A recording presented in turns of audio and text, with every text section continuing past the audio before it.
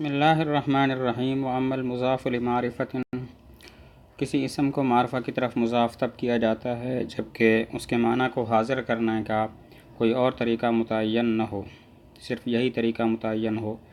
کسی اسم کو معرفہ کی طرف مضاف تب کیا جاتا ہے جبکہ سامع کے ذہن میں اس کے معنی کو حاضر کرنے کا صرف یہی طریقہ متعین ہو کہ اس کو معرفہ کی طرف مضاف کیا جائے، جیسے کتاب سیبویہ اور سفینۃ نوح۔ اس میں کتاب اور سفینہ کو جو ہے سیبویہ اور نوح معرفہ کی طرف مضاف کیا کیونکہ ان کے معنی کو حاضر کرنے کا کوئی اور طریقہ نہیں ہے، اور اگر اسم یہ طریقہ متعین نہ ہو بلکہ اس کو معرفہ کی طرف مضاف کرنا یہ معنی کو حاضر کرنے کے لیے طریقہ متعین نہ ہو تو پھر معرفہ کی طرف اضافت اور مقاصد کے لیے بھی ہوتی ہے۔ نمبر 1، گنتی مشکل یا ناممکن ہو، جیسے اجمع اہل الحق علی قضاء، اہل حق اس پر جمع ہوئے، اہل البلد کرام شہر والے سخی ہیں۔ یہاں پر اہل کی الحق اور البلد معرفہ کی طرف اضافت اس وجہ سے ہے کہ ان تمام کی گنتی یا تو مشکل ہے یا ناممکن۔ نمبر 2، برے انجام سے بچنا، یعنی معرفہ کی طرف مضاف اس وجہ سے کیا جاتا ہے کہ اگر تمام کا نام لیا جائے تو جن کا نام آخر میں ہوگا وہ ناراض ہوں گے، جیسے حضر امراء الجند، حاضر ہوئے لشکر کے امراء۔ اب لشکر کے امراء کا اگر نام ذکر کیا جائے تو جن کا نام بعد میں آئے گا وہ ناراض ہوں گے، اس ناراضگی سے بچنے کے لیے امراء کی الجند معرفہ کی طرف اضافت کر دی۔ نمبر 3، مضاف مضاف الیہ یا غیر کی تعظیم کرنا۔ مضاف کی تعظیم، کتاب السلطان حضرہ، سلطان بادشاہ کا خط حاضر ہوا آیا، تو کتاب کی السلطان معرفہ کی طرف اضافت اس لیے ہے تاکہ مضاف یعنی کتاب کی تعظیم ہو جائے۔ مضاف الیہ کی تعظیم ہو، ھذا خادمی، یہ میرا خادم ہے، تو خادم کی یا کی طرف اضافت اس وجہ سے ہے تاکہ یا کی متکلم کی تعظیم ہو جائے جو کہ مضاف الیہ ہے۔ غیر کی تعظیم ہو، اخو الوزیر عندی، وزیر کا بھائی میرے پاس ہے، تو اخو کی الوزیر معرفہ کی طرف اضافت اس وجہ سے ہے تاکہ عندی یا متکلم کی یعنی متکلم کی تعظیم ہو جائے جو کہ نہ مضاف ہے نہ مضاف الیہ ہے۔ نمبر 4، مضاف مضاف الیہ یا غیر کی تحقیر کرنا۔ مضاف کی تحقیر ہو، ھذا ابن اللص، یہ چور کا بیٹا ہے، تو ابن کی اللص کی طرف اضافت اس وجہ سے ہے تاکہ مضاف یعنی ابن کی تحقیر ہو جائے۔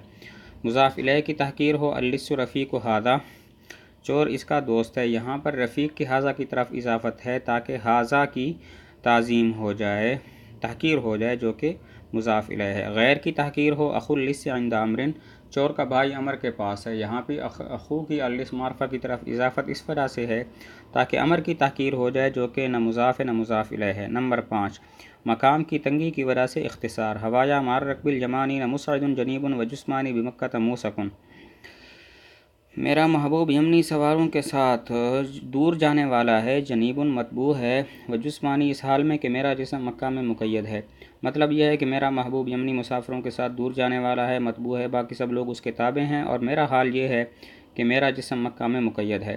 یہاں پر ہوایا میں اسم کو معرفہ یا متکلم کی طرف مضاف کیا، یہ نہیں کہا الذی اہواؤ کہ جس سے میں محبت کرتا ہوں، اس لیے کہ مقام کی تنگی کی وجہ سے اختصار مقصود ہے۔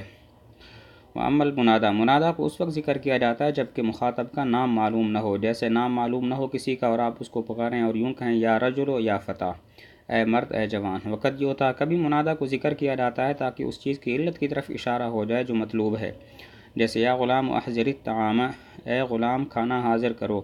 یہاں پر یا غلام منادہ کو ذکر کیا تاکہ معلوم ہو جائے کہ کھانے کی حاضر کرنے کی علت غلام ہونا ہے۔ یا خادم اشرج الفرس، اے خادم گھوڑے کو زین لگاؤ۔ یہاں پر یا خادم منادہ ذکر کیا تاکہ معلوم ہو جائے کہ گھوڑے کو زین لگانے کی علت خادم ہونا ہے۔ اول غرض، کبھی منادہ کو اس غرض کی وجہ سے بھی ذکر کیا جاتا ہے ان اغراض میں سے جن کا تذکرہ ندا میں ہوا اور جن کا یہاں پر اعتبار ممکن ہے۔ وَأَمَّا النَّكِرَةُ، نکرہ کو اس وقت ذکر کیا جاتا ہے جب معرفہ کی کوئی وجہ معلوم نہ ہو، جیسے آپ کے پاس آدمی آیا اور کوئی ایسی چیز نہیں ہے جو اس کو متعین کر دے، نہ علم معلوم ہے نہ اس کا کوئی صلہ ہے، تو آپ کہیں جاء ہاہنا رجل۔ وقد یؤتیٰ بہا، کبھی نکرہ کو دوسرے مقاصد کے لیے بھی لایا جاتا ہے۔ نمبر 1، کثرت بیان کرنا اور قلت بیان کرنا۔ کثرت کی مثال لفلان مال، فلان کے لیے مال ہے، یہاں پر مال کا نکرہ ہونا تکثیر کے لیے ہے، یعنی فلاں کے لیے مال کثیر ہے۔ قلت بیان کرنا، ورضوان من اللہ اکبر، اللہ کی طرف رضامندی بڑی چیز ہے۔ رضوان کو نکرہ لانا تقلیل کے لیے ہے، یعنی اللہ کی چھوٹی سی رضامندی بھی بہت بڑی چیز ہے۔ نمبر 2، تعظیم اور تحقیر، جیسے لہو حاجب عن کل امر یشینہ ولیس لہو عن طارب العرف حاجب، اس کے لیے رکاوٹ ہے ہر ایسے امر سے جو اس کو عیب لگائے، حالانکہ نہیں ہے اس کے لیے احسان کے طالب سے کوئی رکاوٹ۔ مطلب یہ ہے کہ جو عیب لگانے والی چیز ہے اس کے لیے بڑی رکاوٹ موجود ہے، لیکن جو سائل ہے اس کے لیے کوئی چھوٹی رکاوٹ بھی نہیں ہے، وہ آئے اور جو چاہے مانگے۔ تو یہاں پر 2 حاجبن ہے۔ پہلے حاجبن کا نکرہ ہونا تعظیم کے لیے ہے کہ ہر عیب سے بڑی رکاوٹ موجود ہے، اور دوسرا حاجبن کا نکرہ ہونا تحقیر کے لیے ہے کہ احسان کے طالب کے لیے کوئی چھوٹا سا پردہ، چھوٹی سی رکاوٹ بھی نہیں ہے۔ نمبر 3، نفی کے بعد عموم، ما جاءنا من بشیرن، ہمارے پاس کوئی بشیر نہیں آیا، خوشخبری دینے والا نہیں آیا۔ بشیرن کا نکرہ ہونا، بشیرن نکرہ ہے تاکہ نفی کے بعد عموم پیدا ہو جائے، کیونکہ یہ نکرہ تحت النفی ہے اور نکرہ تحت النفی عموم کا فائدہ دیتا ہے۔ نمبر 4، فرد معین یا نوع معین کا ارادہ کرنا، دونوں کی مثال واللہ خلق کل دابۃ من ماء، اللہ نے ہر جاندار کو پانی سے پیدا کیا۔ اب دابہ کا نکرہ ہونا فرد معین کے لیے اور ماء کا نکرہ ہونا نوع معین کے لیے، معنی یہ ہے اللہ تعالیٰ نے ہر جاندار کے ہر فرد کو ایک خاص پانی سے پیدا کیا۔ نمبر 5، معاملے کو مخفی رکھنا، جیسے قال رجل انک ان حرفت عن الصواب، ایک آدمی نے کہا کہ آپ درستگی سے ہٹ گئے۔ اب رجل نکرہ ذکر کیا تاکہ اس کا نام معلوم نہ ہو اور اس کو کوئی تکلیف نہ پہنچائے۔